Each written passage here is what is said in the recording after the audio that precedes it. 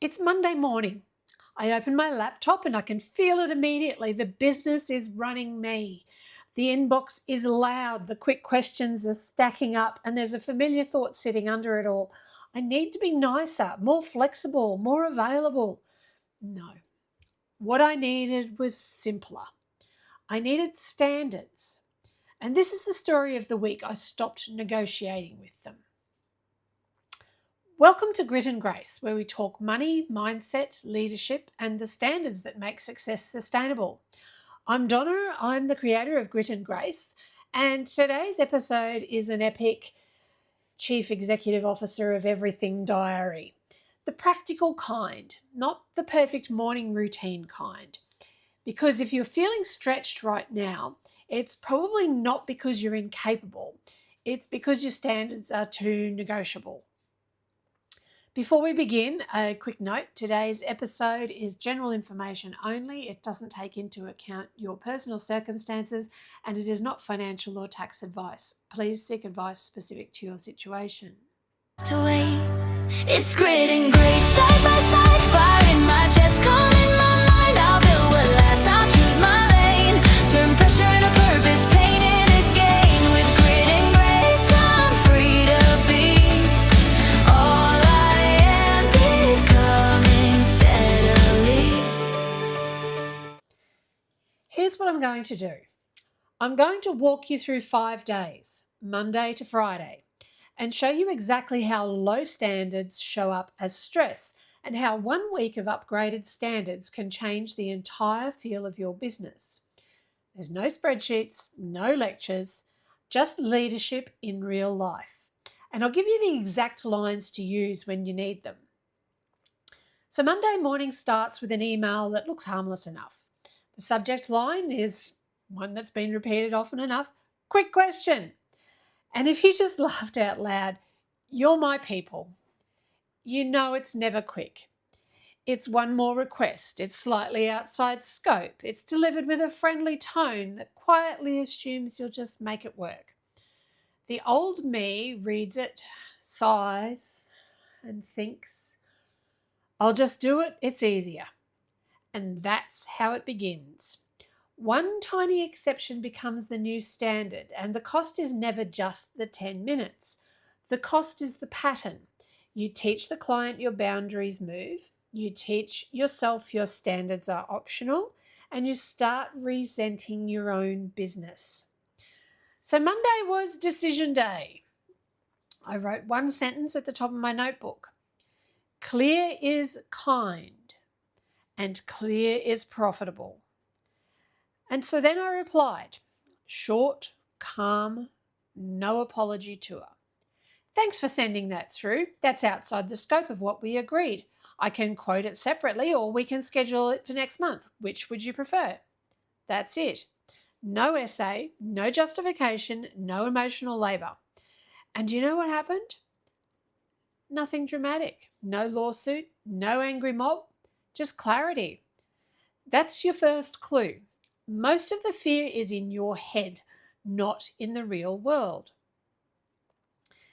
Tuesday is when I look at the bank account and feel that familiar twitch of irritation. Not because the business is failing, because I'm waiting on money I've already earned. There are invoices overdue, and I know how this goes. If I avoid it, I'll spend the week annoyed and slightly anxious, and I'll call that being busy. So Tuesday's standard was simple. Money is not emotional, it is procedural. Sensory follow-ups, short, polite, direct.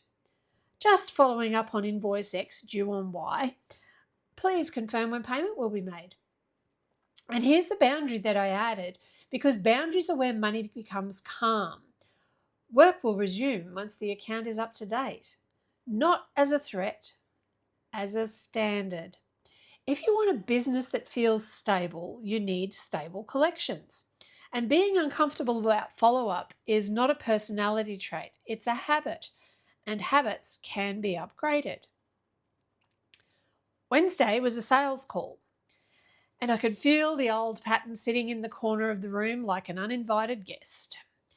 If I keep it affordable, they'll say yes. If I'm too expensive, they'll judge me. Maybe I should offer a discount before they even ask. That's the nice girl tax. And the nice girl tax doesn't show up in your accounting software. It shows up in exhaustion. So I gave myself a rule. I do not negotiate with my price in real time. I said the price clearly, and then I stopped talking. I let the silence do the job. They asked a question. I answered it calmly. They hesitated. I didn't chase them. And I reminded myself a client's hesitation is not an emergency. The right clients want clarity. The wrong clients want you to panic. So when you stop panicking, you stop attracting chaos.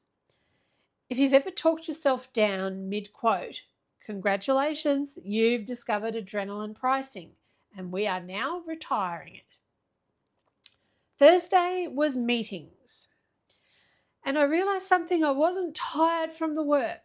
I was tired from the constant switching. One call, then admin, then a quick voice note, then a meeting, then another meeting, then another call, then an admin, then a quick note. It's like trying to cook dinner while someone keeps changing the ingredients mid-recipe. So I implemented a standard that every CEO eventually learns. Meeting windows. Some call it time blocking. I set 2 blocks a week for meetings and calls. Outside of that, it's delivery, planning, or deep work. And I communicated it simply. My available times for calls are X and Y. Please choose one. There is no guilt. There is no over-explaining. It is just structure. The business got quieter immediately. And by quieter, I don't mean less busy. I just mean structured. Because structure is calming for you and for everyone around you. Friday is where the magic happens, because Friday is where most people either collapse or lead. Try leading.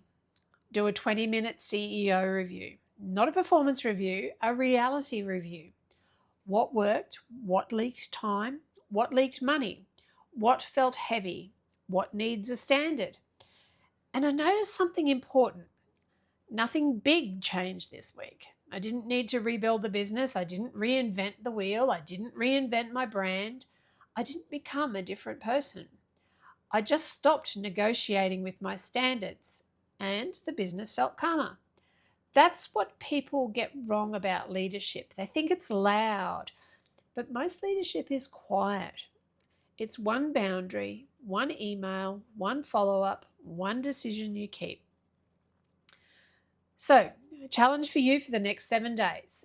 Pick one standard to upgrade. Just one. So if your inbox is a mess, upgrade the scope. If your cash flow is tight, upgrade the invoicing and follow-up.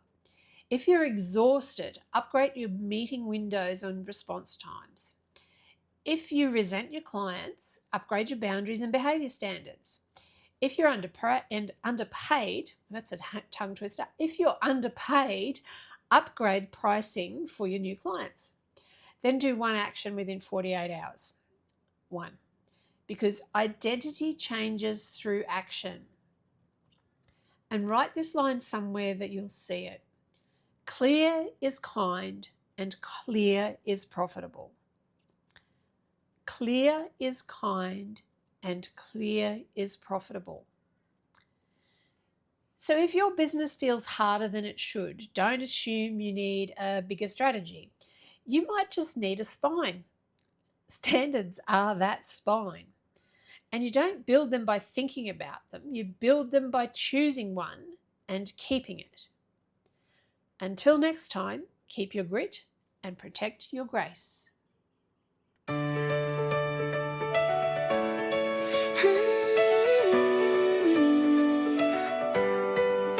In the quiet, before the daylight breaks, I'm drawing lines for my own sake. I've carried more than I let on show, still found a way to learn and grow. With steady hands I set the pace, a fierce heart held in gentle space. I won't trade my peace for proof, I won't build a life without a roof. I'll rise, I'll rest, I'll recalibrate, strong enough to do, wise enough to wait. It's grit and grace, side by side, fire in my chest, calling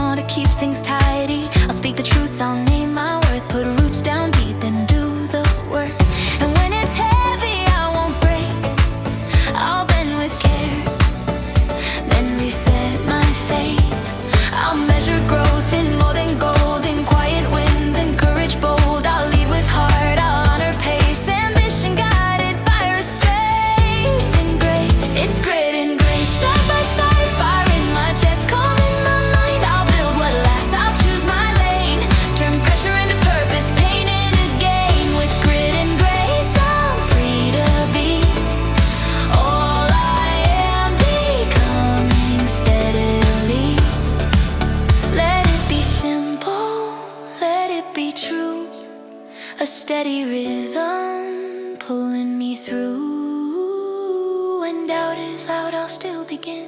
Again and again, I'll choose to win. Not by force, not by fear, by showing up year after year. It's grit and grace, side by side, fire in my chest, calm in my mind. I'll build what lasts, I'll choose my lane. Turn pressure into purpose, paint it again. With grit and grace, I'm free to be all I am, becoming steadily. Grit and grace, I rise, I breathe, I make my place. Grit and grace, side by side,